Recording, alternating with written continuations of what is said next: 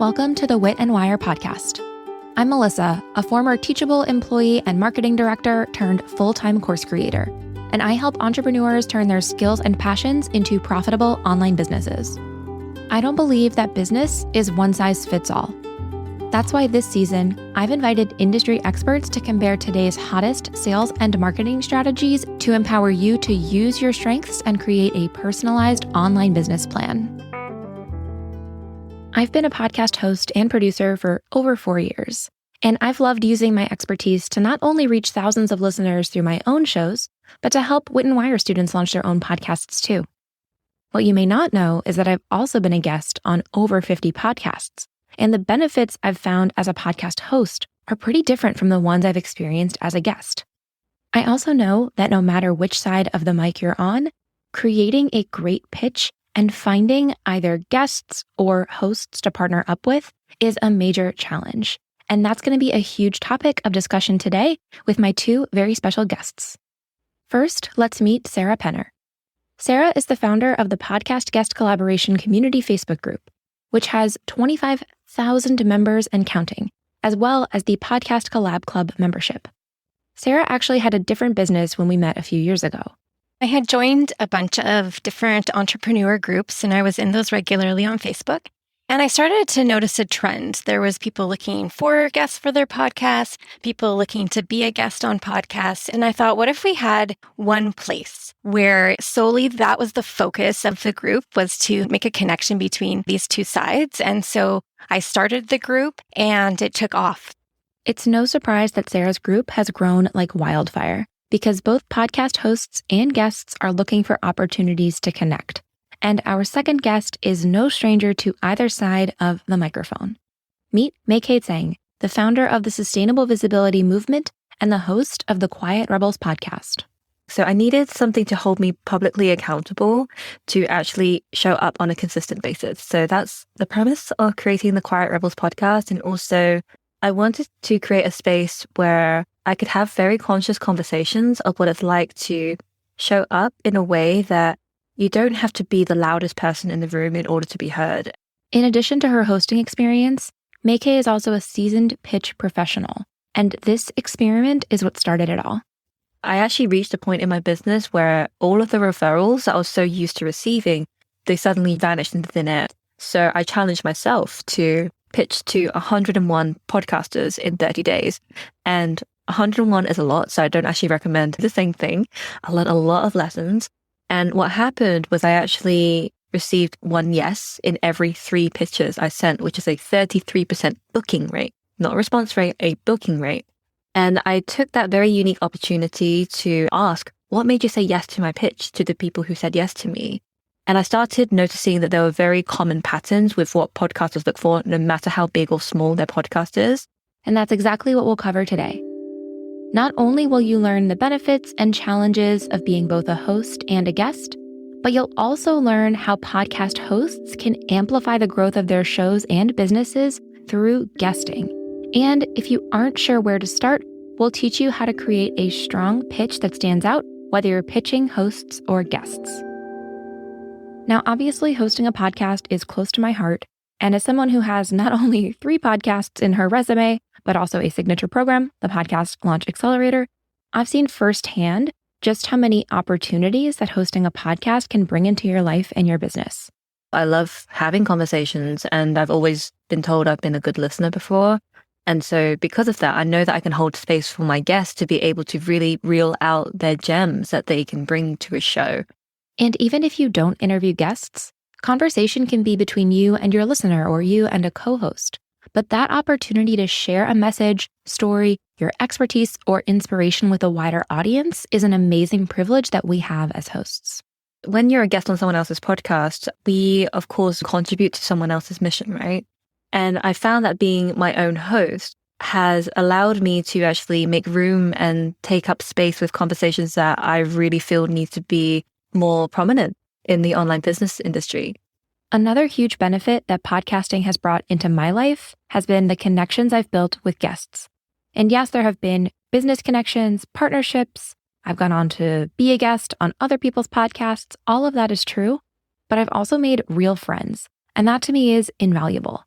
I think the connections with like-minded entrepreneurs is one of the biggest ones. And I've seen people in my Facebook group who have connected with other people that they're posting about each other. And I see it being as such a way to support each other and really to connect with those other entrepreneurs. I've also felt so fortunate to be able to interview everyone who's been on one of my podcasts because I've learned so much from them. And it's really rewarding to be able to share those conversations with my audience. So overall, I think hosting a podcast has been the most authentic way I've ever been able to create connections and opportunities for my business while still serving my listeners. Some hosts kind of see it as doing the guest a favor because they're having them on the show. But I really think having the perspective of it's helping both of you. You're getting great content for your podcast, so your audience can benefit from it.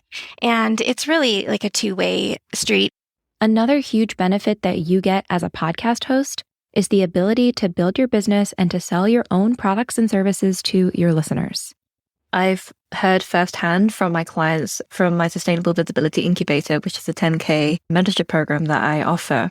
It just took her several times hearing the ad at the beginning of my podcast episode. She needed to hear it quite a few times before she signed up. And so that's why just like being consistent with your message. And I understand that feeling of like, oh, am I annoying people by saying this too much? But most of the time, we need to remember that we are not the center of everyone else's universe. So it actually serves as a gentle reminder of how we can help people.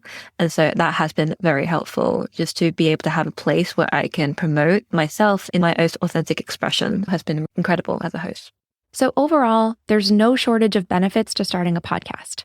You can deepen relationships with listeners, build up a platform around your message, create connections with guests, and sell your own products and services. At the same time, it's not for everyone because it can take a lot of work to create great content, and growth doesn't happen overnight. Podcasting is definitely a long-term strategy, not a short-term fix. Before you even think of starting a podcast, you absolutely need to ask yourself, is this sustainable for me? Is this how I love connecting with people? Can I see myself doing this on a weekly or a fortnightly, monthly, whatever frequency basis? And am I willing to do this for the long haul? Because, a lot of podcasts start and then they kind of fade away after a couple of months. It's a huge commitment for sure, but to be able to say, I'm going to do this on a continuous basis and it's a habit for you is just going to be such a huge benefit. Another challenge could be finding the right guests for your podcast because you want to have an aligned audience. But here's Sarah's best tip on who to look for. You don't want to have direct competitor, but you can have someone on your show who is speaking in a complimentary way. They may offer a complimentary service, but their audience are still the same people. But whether you host your own podcast or not, it's worth considering the strategy of going on other podcasts to build your audience and your business. You can broaden your reach. You can get in front of new people, which is really important, and gain that visibility and just being able to share your message. I know there's people in my Facebook group, there's something that maybe happened to them in life that they've learned from, and they just really want to reach other people and make an impact. And then there's other people who maybe have that story as well, but also are growing a business with it. So it's like that know, like, and trust factor that's super important. It can absolutely increase brand awareness, but it can also increase brand loyalty. Like, your audience may already be aware of your work, but when they hear you have a conversation with someone who they also trust, it just solidifies that trust even deeper with them to want to stick around. It also helps to establish you as a go-to person. If people start seeing you popping up on more and more podcasts, they're going to remember that and really see you as the expert. And you can also put on your website where you've been featured, and that instantly brings credibility as well, even if they haven't listened to the show. So for example, you could embed an episode on your About page or on a speaking/PR page. And even if you aren't the host of the show, you can grab embed codes to any podcast episodes that you've been a part of via Spotify. And you'll actually find an example on my website, witandwire.com, if you head to my speaking page in the footer. Another benefit to being a podcast guest is the evergreen quality of podcasts. So unlike going live on social media, podcast episodes last for a very long time and people will continue to find it in the future. Like right now, we're showing up and we're speaking. But the beauty of it is that it turns into autopilot afterwards, meaning that it lives on forever on the internet. So if you Google my name, for example, there's about 8, if not 9 pages that go back, and a lot of them are podcast interviews. And some interviews, yeah, it may not be as relevant as they once were because we all evolve in our businesses, but just really acknowledging that there is an autopilot element of podcast guesting is really important. But just because that content is evergreen doesn't mean that you need to start focusing on quantity over quality. Often when people come to me and they say, oh, I want to guest on 100 podcasts this year, I look at them and I'm like, do you have the capacity to show up for that? And I don't just mean for the interview. I mean everything before, during, and after. Because often I find that the ones who want to be on as many podcasts as possible, they don't often do the host justice by actually promoting the interview. They just do the interview and they leave and they go to the next one. So before you pitch yourself as a guest, I would ask yourself, would I be willing to share this with my audience? And at minimum, I always try to share every episode that I've been featured on with my social media audience. It's not about promoting your thing. It's about getting your message out there in a way that people are going to benefit. And you're really there to provide the value. It's a conversation. It's a relationship. It's the first step, possibly, of connecting with those listeners. And although you want to lead with value, you want to close with an offer. It is not salesy. It is completely appropriate. So you want to typically share either a free lead magnet or some kind of invitation to work with you or learn more. So you also want to make sure that you have a way of nurturing them afterwards. So I would make sure that you have that in place as well before you start to be a guest. And if you're feeling excited about guesting, we're about to offer a few tips to craft the perfect pitch. But I did want to share a few of the major challenges that a lot of podcast guests run up against. You don't have control over airing the episode and producing the episode, so getting on can be tricky for some people.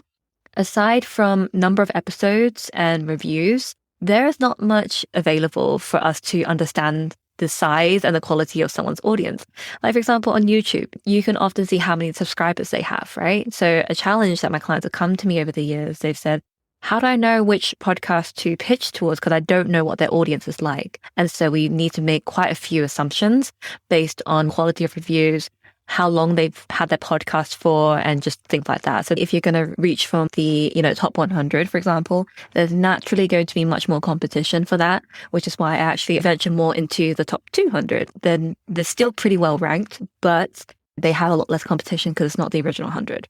Another challenge I've personally experienced is the feeling that the host has forgotten about you. Because unfortunately, communication is not every host's strong suit, and sometimes that can leave you unsure if the interview is even happening or how to prepare.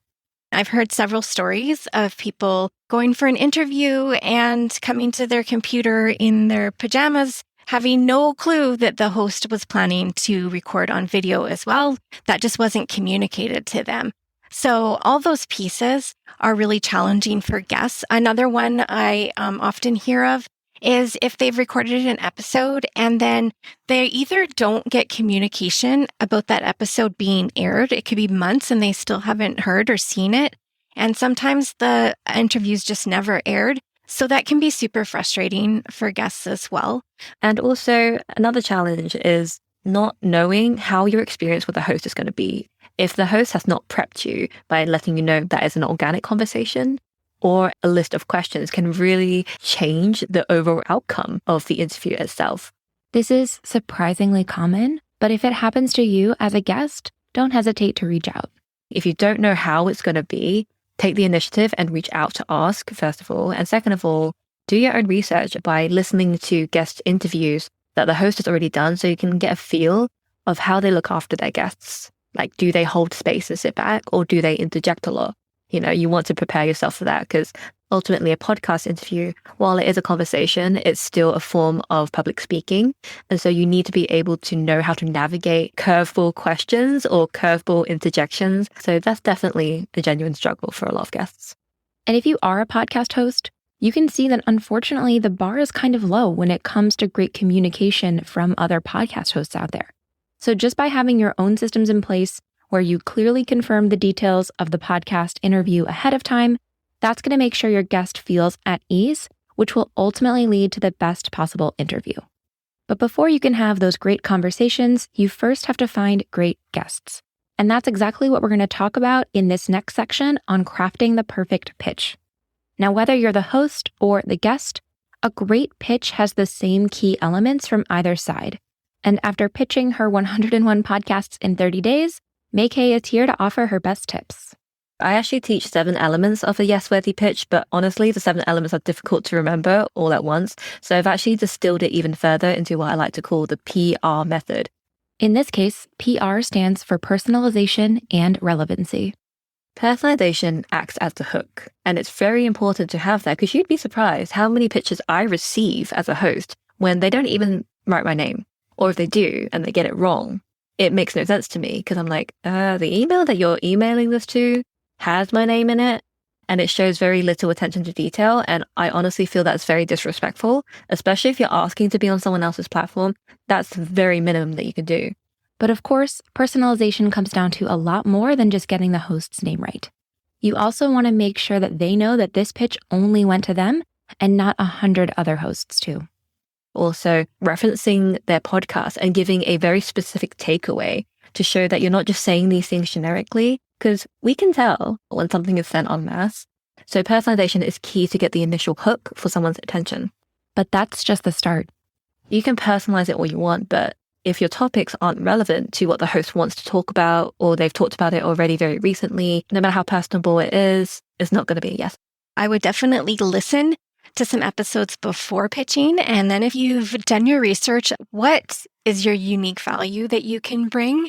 It's not about saying, I am an expert in this. Here are my credentials. Those things can be important to show that you are qualified, but there's people that will post in the Facebook group that they're looking for guests. They may get 200, 300 responses, but you really want to show how you can stand out because often they're pretty cookie cutter, some of them, and there's just not something that's going to, pop to the host. They want to be able to instantly see, oh my goodness, this topic would be so helpful for my podcast. And I've often given that tip to both hosts and guests. Instead of pitching yourself, pitch an episode idea. Because that way, if you're pitching a host, they'll really be able to see, does this topic suit my audience? And if you're the host, you'll be reaching out to a guest for a very specific reason, so they'll feel very special and honored to be the one that you thought of. Don't stack your bio and all of the things that you've done. So I've seen someone just put their bio and assume that that was enough. Basically, what you want to do is minimize resistance and actually for them to say yes. You don't want them to do any work. So some people show lists of different topics that they can use. I personally teach my clients to pitch one topic because it feels a lot more curated. And also the fact that they lay out the groundwork of what this episode would look like. So the key to getting a yes is making your pitch personalized, relevant, and specific. After you send your pitch, it's a best practice that you can follow up roughly a week later via email. However, make sure you do read the fine print of the application process, especially if you're a guest submitting to an online application. The more pitches they receive, the less likely that they will actually respond to you at all unless they're saying yes to you. So something that we can do as potential guests is that we can follow up with them, but do not follow up. Like if they're asking you to fill out a form, they'll say, do not follow up. So that's definitely something to consider there.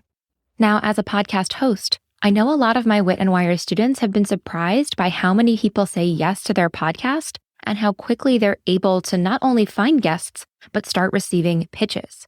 So I want to encourage you to be discerning. Because to me, I know I feel a personal responsibility to make sure there's diverse representation on my podcast. And the best way I've found to do that is to continue pitching guests proactively instead of only saying yes to the people who reach out. I also know that podcast listeners build up a lot of trust for their favorite hosts. So any person or business that you put in front of them, they're going to trust that endorsement. Some of my guests have come to me and said, hey, someone who listened to the podcast interview on your podcast, they've become a client of mine. And I was like, yeah, I'm not surprised because they know the degree of vetting I do for my guests. Whenever you have someone on your show or you're on someone else's show, you are showing that you're advocating for this person to a degree. And because I hold my standards pretty high in that regard, there's no wonder why my listeners would go and hire whoever I put in front of them. I also think that being a podcast host is an advantage as a guest because you're experienced on the microphone, you come with your own equipment, and there are often a lot of great collaboration or partnership opportunities that two hosts can come together to join forces on. As a host, if you don't know the guest that well that you're pitching, you may want to consider, as part of your process, having a pre-interview screening call. And although I don't think this is a requirement and I don't do it for every guest that I interview, I do think that the pre-interview chat can be really beneficial for both parties. If they offer to do a pre-interview chat, I would take them up on that, even just for a few minutes, because you can get some more information about what they're looking for. And that's another thing too. You really want to make sure you know exactly who you're speaking to as the audience. So clarify that with the host so that you know how to tailor your message to that particular audience.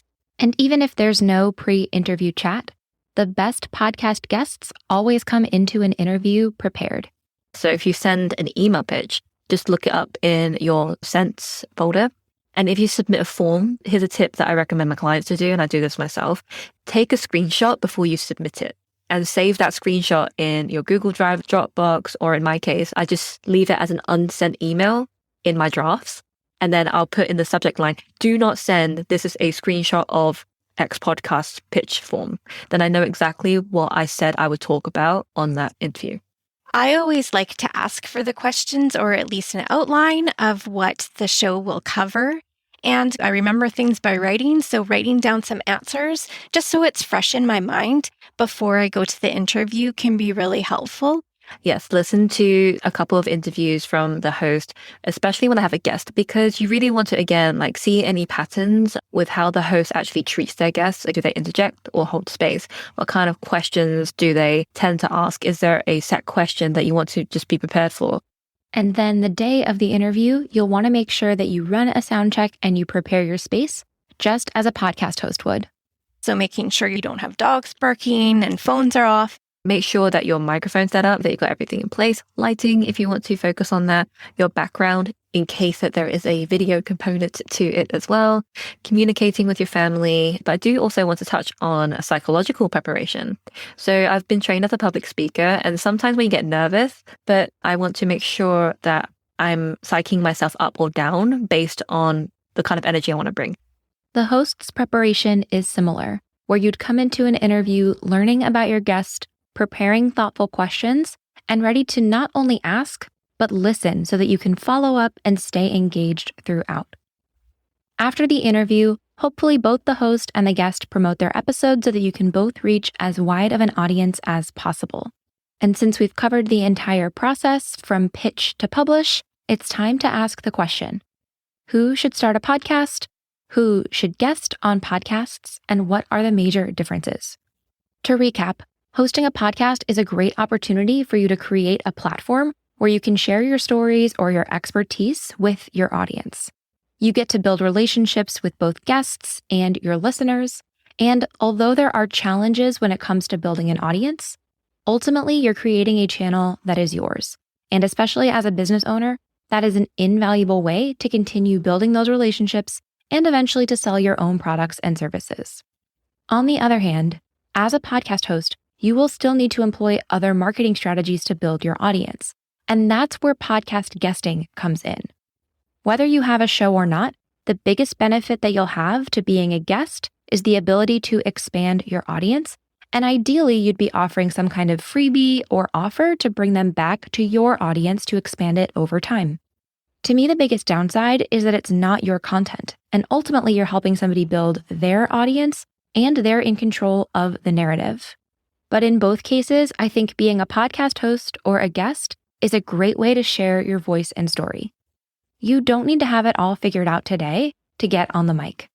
I think that being a podcast host has helped me find my voice, just as being a guest has helped, because the questions I've been asked on other podcasts have helped me figure out what's really valuable to my ideal audience.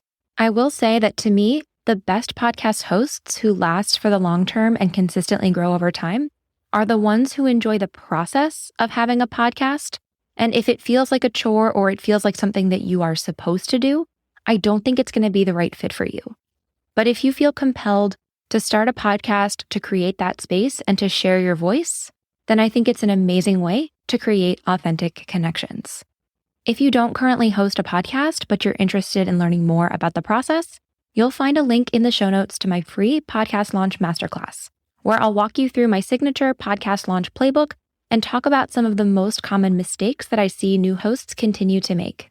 I also want to make sure that you know where to find Sarah and May Kay online, since they have so much to offer for both podcast hosts and guests. A great place to connect is in the podcast guest collaboration community Facebook group.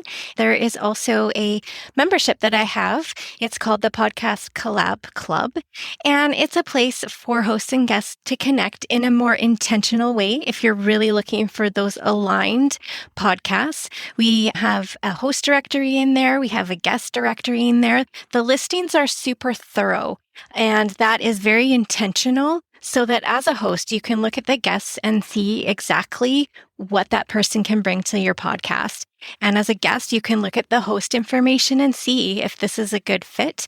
We also have virtual mixers for podcast hosts and guests to connect. And there's also a couple of guides in there as well. So it's just a great place to meet other like-minded entrepreneurs who have the same goals and are really looking to make podcasting work for both sides. You'll find links to both the group and the membership in the show notes, or visit witandwire.com/podcastcollab. I do have a free resource. It's called Be Our Podcast Guest. And it's where I've asked 25 podcasters their out-of-the-box advice to help you book yourself on more podcasts. And you'll find that a lot of them are actually very similar, but they've expressed it in different ways. I didn't want it to just be my own personal experience, like from my 101 challenge, where I was just projecting what people want, but literally you hear it directly from the host, exactly what it is that they want. And also, if you do want to do a deeper dive into be able to book yourself consistently on a line podcast without needing to hire a PR agency, I do have a workshop series called the Ultimate Podcast Guesting Workshop Series. And it really is teaching you the timeless skills. And I really want to emphasize that, because the online business world moves at the speed of light sometimes, but there are some very fundamental principles that are always going to be relevant. So the PR method that I shared with you will be delved deeper into the 7 elements of a yes-worthy pitch. You'll see examples. You'll see how I deconstruct pitches. You'll see how it works for people who've already done this work and how they express it in their unique voice, how to find out your own unique topics of influence so you can stand out. And of course, walking you through the interview process of what that is like, how you can prepare yourself, and also how you can do justice by everybody who you collaborate with. Thank you so much for tuning in to this episode of the Wit and Wire podcast. If you have a friend who would enjoy this episode, I would love if you passed it along. And don't forget to follow or subscribe to this podcast so you don't miss any of our upcoming episodes. Today's music is from Blue Dot Sessions, and you'll find a full list of all my favorite podcasting resources in the show notes or at witandwire.com/resources. At Wit and Wire, I'm on a mission to help more people build businesses they love. And you can learn more about our courses for podcasters and course creators at witandwire.com/courses, or find me on Instagram, TikTok, or YouTube at Wit and Wire. In case you missed it, I would definitely recommend the previous episode on TikTok versus Instagram. So that's coming up next. I'm Melissa Guller, and a huge thank you again for tuning in. I'll see you soon.